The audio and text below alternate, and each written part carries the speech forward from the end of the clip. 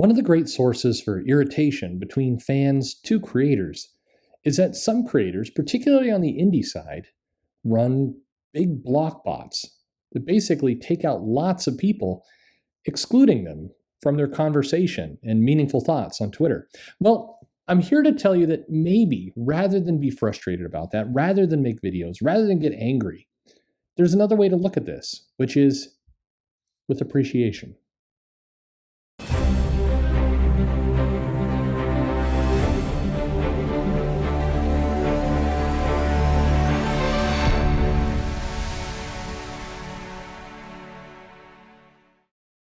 Hey everybody, this is Perch.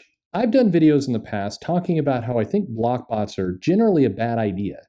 And I say that not as a fan who feels like they're missing out on some really impressive, cool thoughts and tweets from creators around the world, but I say that from the behalf of creators, particularly indie creators or people coming into their career who run block bots that basically give them no real control over who they're blocking, which could include potential employers, random people they're trying to get attention from, and all kinds of things. It's just a bad idea for your career to run block bots against blind lists that are controlled by other people that, many times don't have your best interest at heart.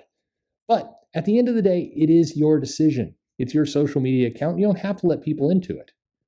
But on the other side, there's a lot of fans that get really frustrated by people who block them. I've seen many Twitter threads, I've seen many videos from people saying how frustrated they are that they find themselves blocked after never interacting with a creator. Well, I'm here to tell you that you may not be missing out. In fact, you're definitely not missing out. I think it's time to flip the table a little bit. And so right now, right here, I'm giving a big hearty thank you. Thank you to all the creators who have run block bots that have caught me. And, every now and then I go to my store account and I check out what has been written, and almost 100% of the time I regret it. So, you know what? Rather than be frustrated about this, rather than all of us be upset, let's just take a moment to say thank you. Thank you for running these bots. You're saving us valuable time and, in many cases, brain cells from having to read some of this stuff. Stuff like self-serving, ego-stroking tweets designed to do nothing but make yourself look more important. Random GIFs with no text that are really used as an excuse to fill the gap because you don't really have the ability to articulate anything intelligent. GIFs that make yourself out to be the most important person in the world, bragging about how cool you are and what great projects you have that really nobody cares about but you. Tweets designed to get somebody else in trouble. Little nagging kind of tattletale situations where maybe you don't like somebody and you're angry and you're really hoping to get a good mob going so that one of your friends, or maybe even you, can get the job instead of somebody that is not within your network. Social commentary fused with comics, ways to kind of make jokes about current real-world situations and give them a comic spin to make yourself seem both really plugged into current topics and topical to comics. Let's not forget sucking up to other creators for attention. Sometimes you don't really have anything going on, and so the best way to show your pal and the network that you care about what they're doing is to write some fawning praise that often feels over the top and ridiculous. Being a very tough person to prove how strong you are, to prove that you can't be bullied and you're angry and funny.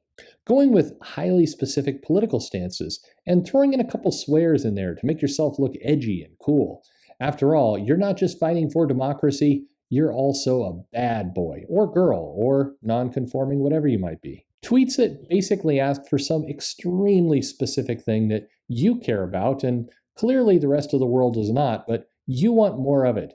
And you're willing to ignore the massive amount of history and context behind that comic in order to get what you want. More tweets that really try and portray yourself as one of the most important people in the world, somebody others should listen to and pay attention to because you're going somewhere. Unfunny political takes, things that are designed to be quirky and fun, to poke the system that, you really, really don't care that much about, except you do tweet about it roughly 6 times a day. Empty platitudes, things that promise that you're going to do better, be the glorious person you want to be. Basically, making those big promises that you're more important than others. And of course, let's not forget hot take bitching at those same empty platitudes. Why not take a swing at somebody who really is out of your league by calling them a racist or a bigot or an uncaring fool? Then let's not forget really super terrible hype. Is your body not ready for a comic? Well, it probably is, but let's really hype up this comic by talking about how you don't have a handle on it. There's no possible way. This is absolutely one of the best, most effective ways to promote comics. And then there's just random kind of crazy nonsense. Sure, this stuff's great. You can post this out for everyone to see. That's what Twitter really is for. Seriously, why not? Why go ahead and post your craziest, most bizarre thoughts on the internet?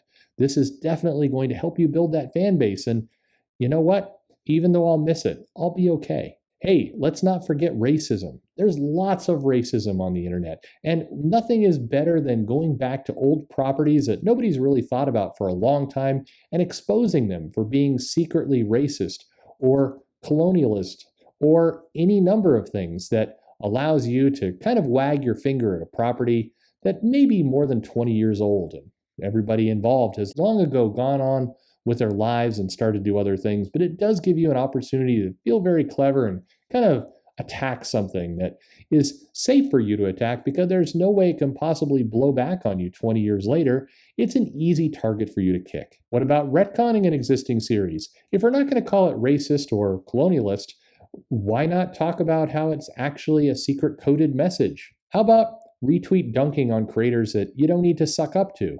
Yes, it is a small industry, and yes, we're all supposed to be friends here. But on the other hand, maybe we're not all supposed to be friends here. And it's a great idea to go ahead and take the piss out of somebody else, even when they're making a fairly random, innocuous statement. This will make you seem cooler by kicking some of the people whose shoulders you in theory stand on today, but screw those people anyway. How about fan outreach tweets? Some say that a lot of comic creators aren't great at marketing. Well, just take a look at this. Here is a creator who definitely knows how to get in touch with their audience to maximize sales. And then finally, how could we forget the I'm leaving forever? This platform is a trash fire. It's garbage. It's filled with hateful, terrible people, and I'm leaving you. I'm quitting you today, or at least, for the next hour or two. Overall, listen, I want to just say thank you. For those that run Blockbots, thank you. You're doing us a huge favor by removing us from your craziness. And if we ever hope to actually read comics and enjoy comics, then the more we can get removed from these things, the better. In all seriousness, this stuff is just a giant distraction to actually enjoying what comics are and can be. And we're better off away from them. So, from the bottom of my heart, I mean it. Thank you. And thank you!